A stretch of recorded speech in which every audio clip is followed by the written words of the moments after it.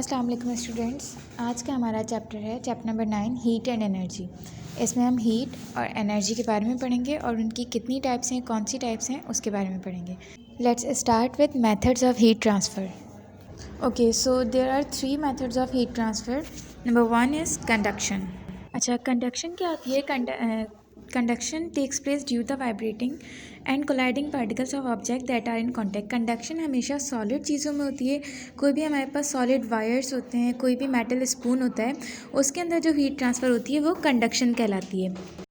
अगर हम कोई भी एक हॉट वाटर लेते हैं और उसके अंदर स्पून डिप कर देते हैं, तो जिस एरिया में स्पून डिप होगा, स्पून का जो एरिया है वो तो हॉट हो गई, और वहाँ से हीट ट्रांसफ़र जो है वो उसके एंड पॉइंट तक भी आ जाएगी, ऑपोजिट पॉइंट तक भी आ जाएगी। अच्छा, ये होता क्यों है, होता कैसे है? क्योंकि जो मॉलिक्यूल्स होते हैं हमारे, वो वाइब्रेटिंग स्टार्ट कर देते हैं, जिसकी वजह से जो हीट है वो हमारे एक मॉलिक्यूल से दूसरे मॉलिक्यूल में ट्रांसफ़र हो रही होती है, और वो मॉलिक्यूल्स को, वो जो हीट है वो पुश कर रही होती है मॉलिक्यूल्स को एक दूसरे में।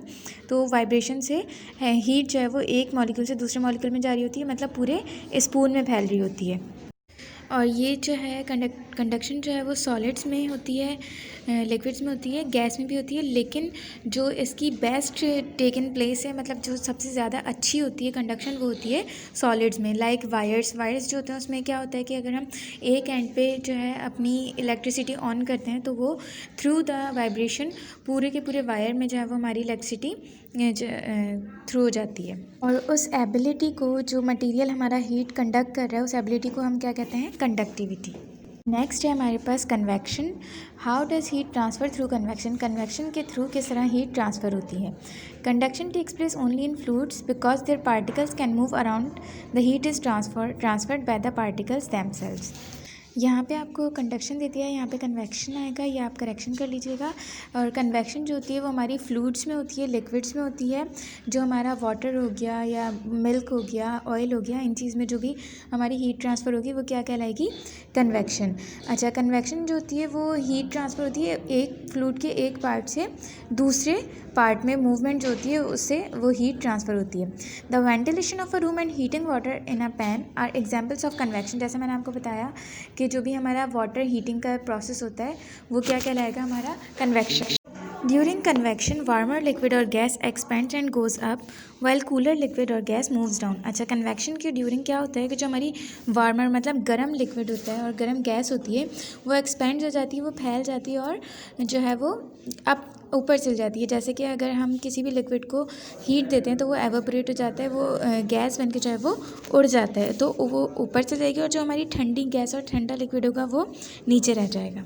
अच्छा, इसी में आ जाता है कन्वेक्शन करंट्स इन नेचर, ठीक है, जिसमें हमारी विंड आ जाती है, मूनसून विंड्स आ जाती हैं, थर्मल्स आ जाते हैं, और सी ब्रीज़ या लैंड ब्रीज़ और आ जाती हैं। अब विंड में क्या होता है, जो हमारी हॉट एयर होती है वो अर्थ के राइजेस हो जाती है, मतलब ऊपर होती है, ठीक है, और कोल्ड एयर जो होती है वो नीचे होती है। इसी तरह इसीलिए जो हमारे माउंटेन्स होते हैं वो इतने ऊपर, मतलब इतने हाई होते हैं, उनका एल्टीट्यूड बहुत ज़्यादा हाई होता है, तो उनके ऊपर जो हवा होती है वो क्या होती है? वो गर्म हवा होती है।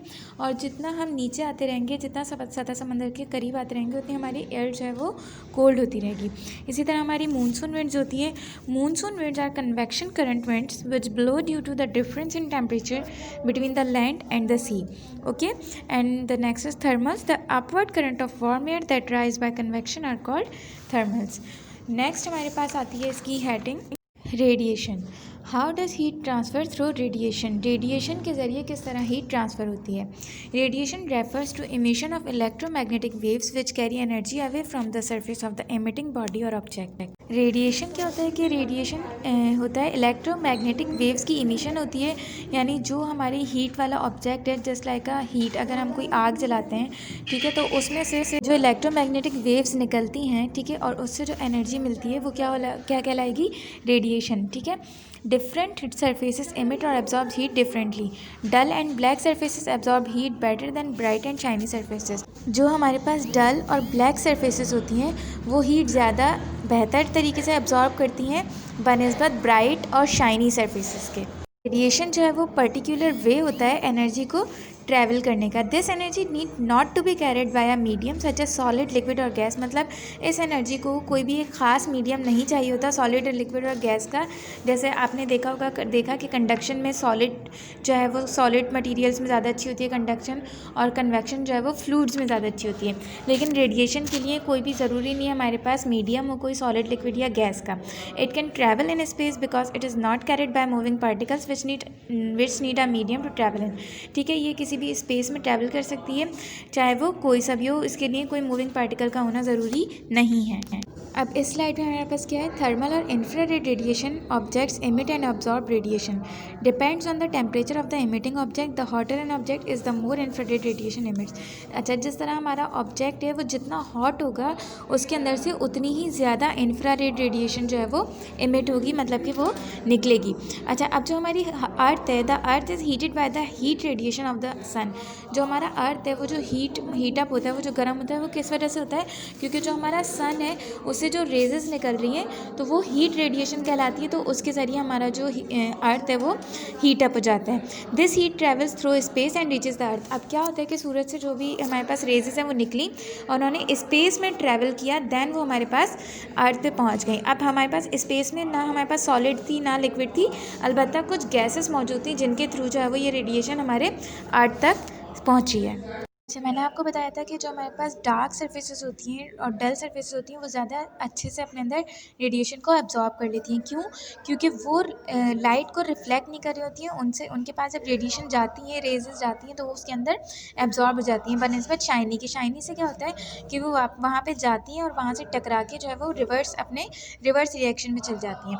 अब आपको ये पिक्चर दिख रही होगी, इसमें आपको कन्वेक्शन, कंडक्शन और रेडिएशन तीनों का बताया हुआ है। अब इसमें कंडक्शन का क्या दिखाया हुआ है कि जो आपका पॉट है ये मेटल का है, ठीक है, इससे जो है आपकी हीट ट्रांसफ़र हो रही है कहाँ पे, आपके जहाँ से आपने उस पेन को पकड़ा हुआ है वहाँ पर कंडक्शन हो रही है हीट की। ठीक है, अब कन्वेक्शन की क्या है कि यहाँ पर आपको जैसे हीट मिल रही है तो पहले नीचे वाली सरफेस में हीट आपकी गई, पहले नीचे वाला वाटर जो है वो हीटअप हुआ, देन वो हीट जो है वो ऊपर अपर सरफेस पे गई, यानी कन्वेक्शन हो रही है फ्लूइड में। अब रेडिएशन में इसमें क्या दिखाया हुआ है कि यहाँ पे जो फायर है, जैसे ही उसको जलाया है, आग जलाई है, तो उसमें से रेजेस निकली हैं, रेडिएशंस निकली हैं जो कि उस पॉट को और उस वाटर को गर्म कर रही हैं। यहाँ पे आपका ये वाला टॉपिक कंप्लीट होता है। Thank you so much. अब हम नेक्स्ट वीडियो में नेक्स्ट टॉपिक डिस्कस करेंगे।